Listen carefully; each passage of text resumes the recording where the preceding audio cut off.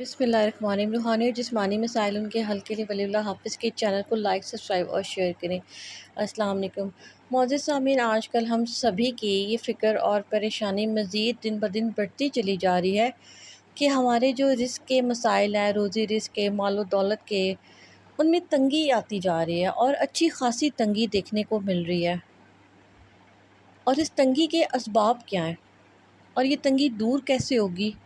اس تنگی کے دوری کے لیے، اس سے جان خلاصی کے لیے ہم ایسا کیا کریں کہ ہم بھی خوشحال ہو جائیں اور ہمارے آنے والی نسلیں بھی خوشحال ہو جائیں۔ عرض کرتی چلوں آپ سے کہ آپ نے دیکھا ہوگا کہ ہمارے جو آباء و اجداد گزر چکے ہیں، انبیاء کرام کا، بزرگان دین کا، اولیاء کرام کا ایک شروع سے سلسلہ رہا کہ ان کے پاس سے لنگر کی تقسیم چلتی تھی، اور یہ لنگر کی تقسیم ان کے پاس شروع سے دیگوں سے نہیں آئی، یہ ایک روٹی سے شروع ہوئی تھی۔ اور کیا وجہ ہے کہ آج وہ معتبر ہستیاں اس دنیا میں، وہ نیک ہستیاں آج اس دنیا میں رہیں بھی نہیں، لیکن پھر بھی ان کے نام و نشان کی طرح آج بھی ان کے روضوں سے آپ کو، ان کے مزاروں سے، ان کی درگاہوں سے آپ کو وہ لنگر کی تقسیم کا سلسلہ جاری و ساری نظر آتا ہے۔ آپ کسی بھی درگاہ میں چلے جائیں، آپ داتا دربار چلے جائیں، آپ غوث پاک کے مزار پہ چلے جائیں، آپ لال شہباز قلندر کے مزار پہ چلے جائیں، آپ بری امام چلے جائیں، آپ پیر مہر علی شاہ کے روضہ مبارک پہ چلے جائیں، آپ کہیں بھی کسی بھی معتبر ہستی کی درگاہ پہ چلے جائیں، آپ خواجہ معین الدین چشتی کی درگاہ پہ چلے جائیں، سب سے بڑی دیگ دنیا کی اجمیر شریف میں ہے۔ وہاں پہ سلسلہ کار کیا ہے؟ آپ نے کبھی نوٹ کیا کہ وہاں پہ یہ تمام کار خیر چلنے کے جو وسائل اور سلسلے ہیں وہ کیا اسباب کیا ہیں؟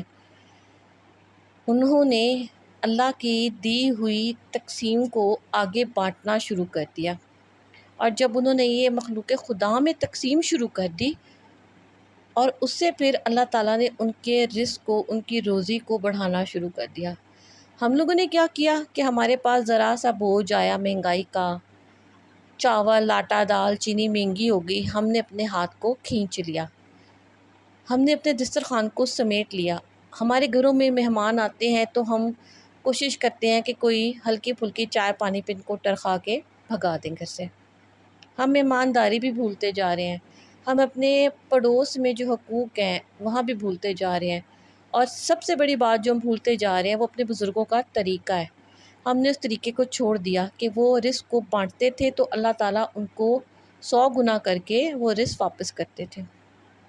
ہم نے تقسیم چھوڑ دی۔ حضرت موسیٰ علیہ السلام کے زمانے کا ایک واقعہ ہے کہ حضرت موسیٰ علیہ السلام کے پاس ایک خوشحال شخص آیا جو مکمل طور پہ خوشحال تھا، صحت، مال و دولت، روزی رزق کے خزانے، گھر کا سکون، برکت سب تھا اس کے پاس۔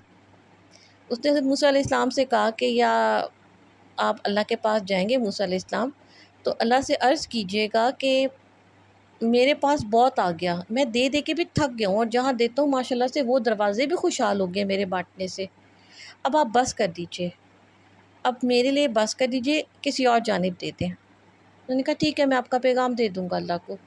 دوسری جانب جب گزر رہے تھے، کوئی طور پہ جانے لگے تو ایک فقیر مل گیا۔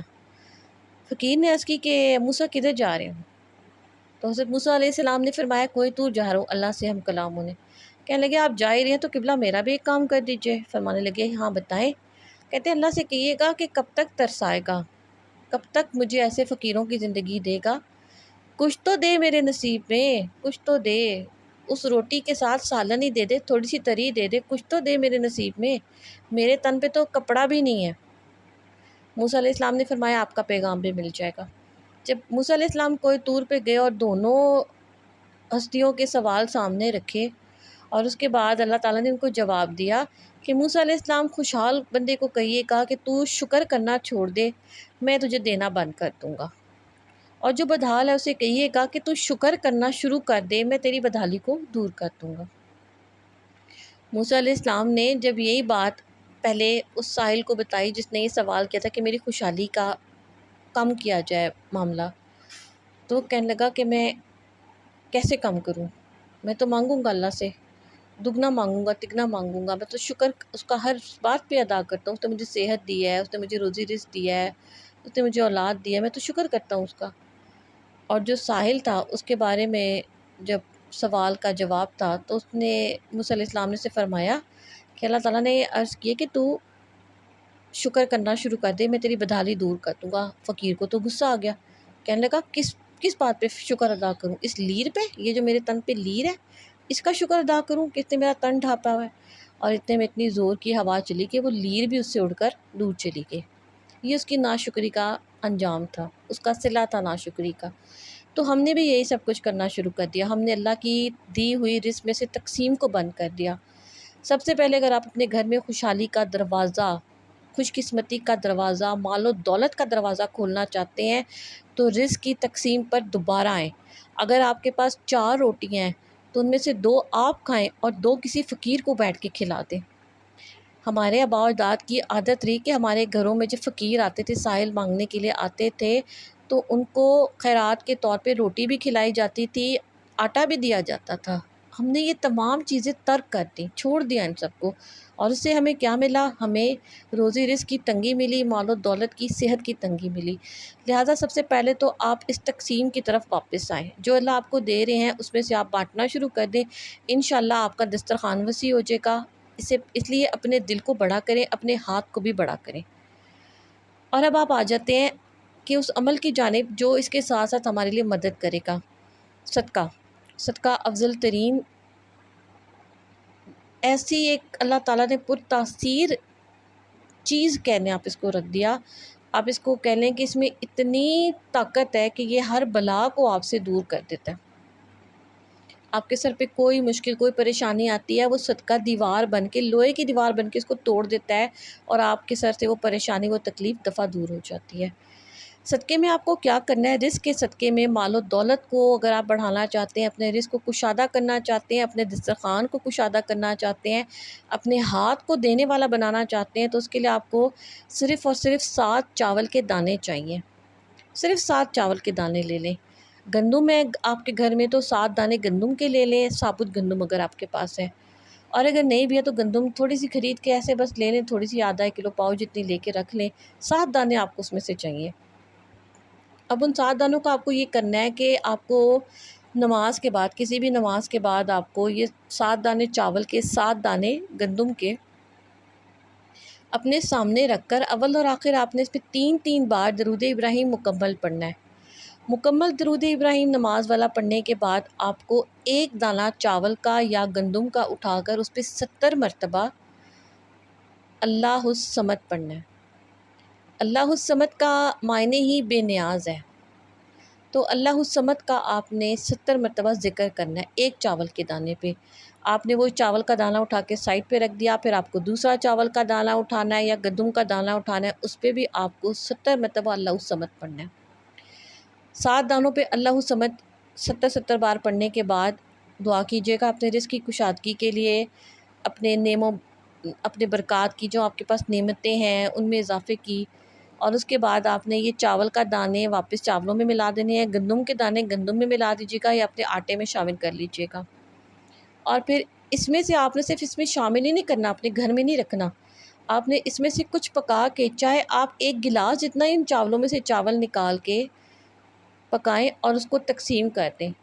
एक भी घर अगर आपके पास ऐसा है या एक भी फ़कीर आपको मिल जाता है, आप उसको वो चावल खिलाएँ, वो चावल तक़सीम करें पका के। जब भी आप खैरात करेंगे उन्हीं चावलों से करें। आप आटा, आपने जो रोटी बनाई उस रोटी में से रोटी दें, तो इंशाअल्लाह ताला आप देखेंगे कि जो आपने दिया था वो 70 गुना होकर आपको वापस मिल रहा है। छोटा-सा मुख्तसर सा अमल है, कभी भी किसी भी वक़्त बैठ के कहीं भी कर सकते हैं, इसके लिए कोई वक़्त की कैद नहीं। हाँ, नमाज़ पंजगाना ज़रूर कायम किया करें। दुरूद शरीफ की एक तस्बीह कम से कम सारा दिन में ज़रूर पढ़ा करें। आपका एक बार पढ़ने का दुरूद जो उसका सवाब है वो 10 मरतबा मिलता है, ये तो सभी जानते हैं।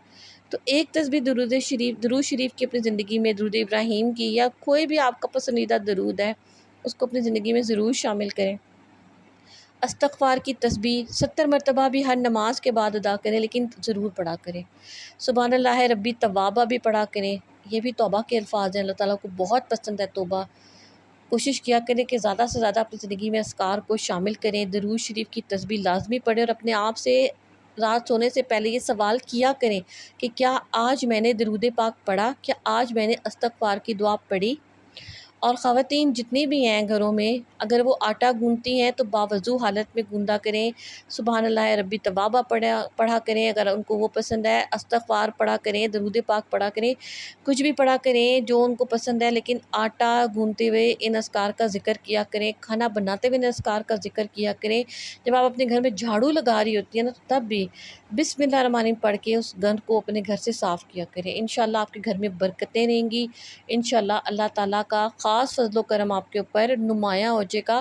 لوگ آپ سے پوچھیں گے کہ آپ نے ایسا کیا عمل کیا کہ آپ کے دروازوں پہ خوشحالی نے ڈیرے لگا دی ہیں، بس گیا آپ کے گھروں میں خوشحالی۔ ان کو بھی بتائیے گا کہ آپ کس وجہ سے خوشحال ہوئے ہیں، کوشش کیجیے گا یہ چھوٹا سا عمل اپنی زندگی میں آپ ضرور کر کے اپنے آپ کو بڑا بنا لیں گے انشاءاللہ تعالیٰ۔ جہاں جہاں کوئی بھی آپ کے کسی پریشانی میں مبتلا ہے، اس ویڈیو کو صدقہ جاریہ کے طور پر ان تمام لوگوں کے ساتھ شیئر کریں۔ جب آپ دعا کرتے ہیں تو اپنے مرحومین کے لیے لازمی دعا کیا کریں، دنیا فانی سے جتنے بھی لوگ جا چکے ہیں ان سب کی مغفرت کی دعا کیا کریں، ان کو بھی اپنے ساتھ شامل رکھا کریں۔ خاص طور پہ دعا ضرور کیا کریں کہ یا رب ذوالجلال ہماری زمین کو ہمارے گناہوں کے بوجھ سے آزاد فرما کے اسے ہمارے لیے راحت اور سکون بناتے۔ انشاءاللہ تعالیٰ اللہ تعالیٰ ہم پہ اپنا خاص رحم و کرم فرمائیں گے، اللہ تعالیٰ ہماری عبادات کو قبول فرمائے، اللہ تعالیٰ ہماری محنت کو قبول کریں جو ہم رزق حلال کے لیے کرتے ہیں۔ چینل پہ نئے تو لائک سبسکرائب اور شیئر کریں، اور مجھے بھی اپنی دعا میں یاد رکھیے گا۔ جزاک اللہ۔